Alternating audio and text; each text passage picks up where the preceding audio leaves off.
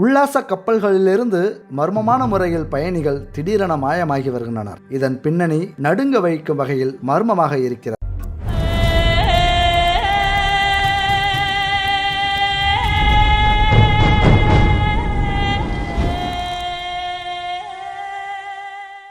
வாழ்நாளில் ஒரு முறையாவது ஆடம்பரமான உல்லாச கப்பல்களில் பயணித்துவிட வேண்டும் என்ற ஆவல் நிச்சயமாக அனைவருக்கும் இருக்கும். பார்கள், ஸ்பாக்கள், நீச்சல் குளங்கள், 5 ஸ்டார் ஹோட்டல்களுக்கு இணையான ரெஸ்டாரண்ட்கள் என உல்லாச கப்பல்களில் இருக்கும் ஒவ்வொரு அம்சமும் சுற்றுலா பயணிகளை சுண்டி இழுத்து வருகிறது. ஆனால் உல்லாச கப்பல்களில் சொகுசாக பயணம் செய்ய வேண்டும் என்ற ஆசை உள்ளவர்களில் நீங்களும் ஒருவர் என்றால் இந்த செய்தி நிச்சயம் உங்களுக்கு பேரதிர்ச்சியாகத்தான் இருக்கும். உல்லாச கப்பல்களின் ஆடம்பரமான ஒரு பக்கத்தை மட்டுமே நீங்கள் இதுவரை அதிகம் கேள்விப்பட்டிருப்பீர்கள். ஆனால் உல்லாச கப்பல்கள் பற்றி யாரும் தெரியாத கருப்பு பக்கம் ஒன்றும் இருக்கிறது. உல்லாச கப்பல்களில் ஒரு ஆண்டுக்கு மட்டும் 20 மில்லியன் பயணிகள் பயணிக்கின்றனர். அதாவது 2 கோடி பேர். ஆனால் இது தோராயமான எண்கள் மட்டும்தான். ஒரு ஆண்டுக்கு உல்லாச கப்பல்களில் பயணம் செய்பவர்களின் எண்ணிக்கை இன்னும் அதிகமாக இருந்தாலும் கூட ஆச்சரியப்படுவதற்கு எதுவும் கிடையாது. இவர்களில் ஒரு ஆண்டுக்கு மட்டும் சுமார் 20 பயணிகள் உல்லாச கப்பல்களில் இருந்து மர்மமான முறையில் திடீரென மாயமாகி விடுகின்றனர். இந்த வகையில் கடந்த 2000வது ஆண்டிலிருந்து தற்போது வரை 300லிருந்து 350 பேர் வரை உல்லாச கப்பல்களில் இருந்து மர்மமான முறையில் மாயமாகி இருப்பதாக கூறப்படுகிறது. இந்த எண்ணிக்கை 400ஆக கூட இருக்கலாம் என்கின்றனர் விவரம் அறிந்தவர்கள். உல்லாச கப்பல்களில் இருந்து திடீரென மாயமான முறையில் மாயமானவர்கள் பற்றிய ஒரு சில தகவல்கள் அதிர்ச்சி அளிக்கும் வகையில் இருக்கின்றன. ஒரு முறை பெண் ஒருவர் தனது உறவினர்களுடன் உல்லாச கப்பல் ஒன்றில் பயணம் செய்து கொண்டிருந்தார். ஆனால் திட்டமிட்டபடி அவர் கேபினுக்கு திரும்பி வரவில்லை. இதற்காக அவரது உறவினர்கள் அதிர்ச்சியடையவில்லை. உல்லாச கப்பலின் ஏதேனும் ஒரு பகுதியில் அவர் தனியாக பயணத்தை ரசித்துக் கொண்டிருப்பார் என்று நினைத்துக் கொண்டனர். ஆனால் உல்லாச பயணம் முடியும் சமயத்தில்தான் அந்த பெண் மாயமானதை அவர்கள் உணர்ந்தனர். இதே போன்று மற்றொரு சம்பவத்தில் தேனிலவு சென்ற ஆண் ஒருவர் திடீரென மர்மமாக மறைந்து போனார். அவர் தற்போது வரை திரும்பி வரவே இல்லை. இது தொடர்பாக விசாரணை நடத்திய அதிகாரிகள் அவரது கேபினில் இரத்த கரைகள் இருப்பதை கண்டறிந்தனர். மேலும் உல்லாச கப்பலின் பக்கவாட்டு பகுதியிலும் இரத்த கோடுகள் இருப்பதை அவர்கள் கண்டுபிடித்தனர். இதேபோல் ஒருமுறை உல்லாச கப்பலின்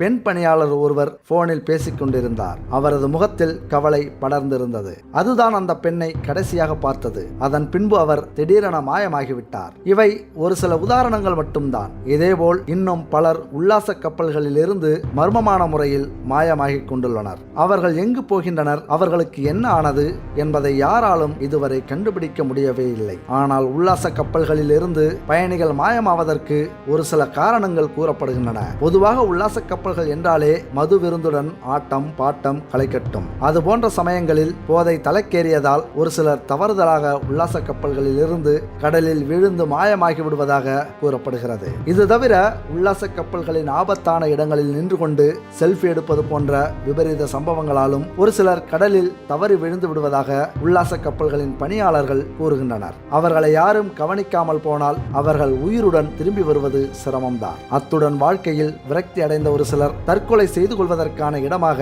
உல்லாச கப்பல்களை தேர்வு செய்வதாகவும் கூறப்படுகிறது. உல்லாச கப்பல்களில் பயணம் செய்யும் போது கடலில் குதித்து அவர்கள் உயிரை மாய்த்துக் கொள்கின்றனர். இவ்வாறு மாயமானவர்களின் உடல்களை கண்டறிவது கூட பெரும் சவாலான காரியமாகத்தான் இருக்கிறது. உல்லாச கப்பல்களில் இருந்து மாயமாகும் பெரும்பாலானோர் காப்பாற்றப்படுவதில்லை என்பது சோகமான ஒரு செய்திதான். சில சமயங்களில் விரிவான தேடுதல் வேட்டை நடத்தப்படவே செய்கிறது. ஆனால் பெரும்பாலான தேடுதல் பணிகள் ஏமாற்றத்தில் தான் முடிகின்றன. மாயமானவர்களின் உடல்கள் பெரும்பாலும் கிடைப்பதே இல்லை. ஒரு சில தேடல் மற்றும் மீட்பு பணிகளின் போது உல்லாச கப்பல்களில் இருந்து மாயமானவர்களுடைய உடலின் எஞ்சிய பகுதி அல்லது அவர்களின் உடைமைகள் ஏதேனும் மட்டும் கிடைக்கிறது. அதை மட்டும் வைத்துக் கொண்டு அவர்களுடன் உறவினர்கள் இறுதி சடங்கு நடத்தும் அவலமும் நடப்பதாக கூறப்படுகிறது. உல்லாச கப்பல்களில் இருந்து மாயமாகும் நபர்களின் வழக்குகள் பெரும்பாலும் தீர்க்கப்படுவது கிடையாது. இதற்கு பல்வேறு காரணங்கள் உள்ளன.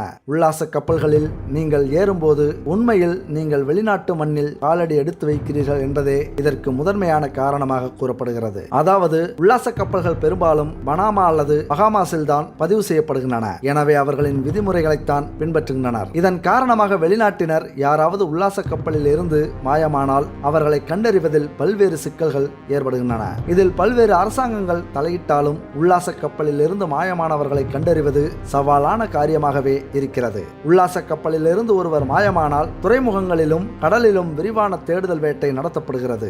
ஆனால் சிறிய அளவிலான ஆதாரங்கள் மட்டுமே கிடைக்கின்றன.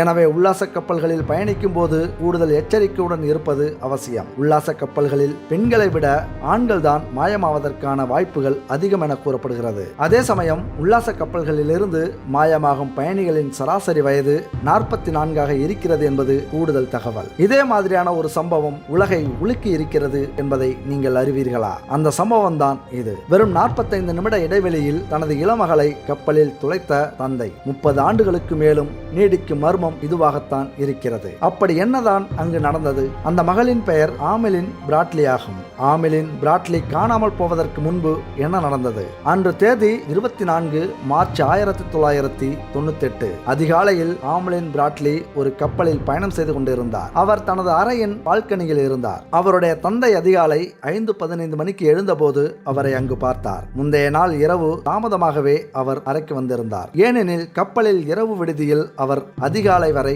நடனமாடிக்கொண்டிருந்தார். காலை 6 மணிக்கு வந்து பார்த்தபோது அவரை காணவில்லை. அவர் காணாமல் போய்விட்டார். அரை மணி நேரத்தில் ஆமெலின் பிராட்லி எங்கே சென்றார், என்ன ஆனார் என்றே தெரியவில்லை. அதன் பிறகு அவரை யாருமே பார்க்கவில்லை. பிராட்லி காணாமல் போவதற்கு சரியாக 4 நாட்களுக்கு முன்பு அவர்களது குடும்பம் ஆண்டிலிஸ் என்னும் தீவிற்கு செல்வதற்காக ரெப்சோடி ஆஃப் த சீஸ் எனும் கப்பலில் ஏறினார்கள். குராக்கோ என்னும் தீவு அவர்களின் நிறுத்தமாக இருந்தது. ஆனால் அவர்கள் அந்த கப்பலில் ஏற்பட போகும் நிகழ்வுகள் குறித்து அவர்கள் முன்பே அறிந்திருக்கவில்லை. பிராட்லி காணாமல் போவதற்கு முந்தைய நாள் இரவு அவரும் அவரது சகோதரர் பிராடும் கப்பலின் இசை விடுதியை பார்வையிட்டனர். அங்கு ப்ளூ ஆர்கிட் என்னும் இசைக்குழு வாத்தியங்களை இசைத்துக் கொண்டிருந்தது. பிராட் கூற்றுப்படி அவர் எல்லோ என இசைக்குழு உறுப்பினர்களோடு பிராட்லியை விட்டுவிட்டு அதிகாலை 1 மணி அளவிலேயே அவரை பிரிந்து சென்று விட்டார். அதன் பிறகு அவரது தந்தை அவரை பால்கனியில் பார்த்ததாக கூறினார். அவரது கூற்று சரியாக இருக்கும் பட்சத்தில் பிராட்லி 4 மணி நேரம் இசைக்குழுவோடு நடனமாடி இருக்கிறார். பின்பு அறைக்கு வந்தவர் அடுத்த அரை மணி நேரத்தில் காணாமல் போயிருக்கிறார். அவர் காணவில்லை என்பதை அவரது குடும்பத்தார் அறிந்ததும்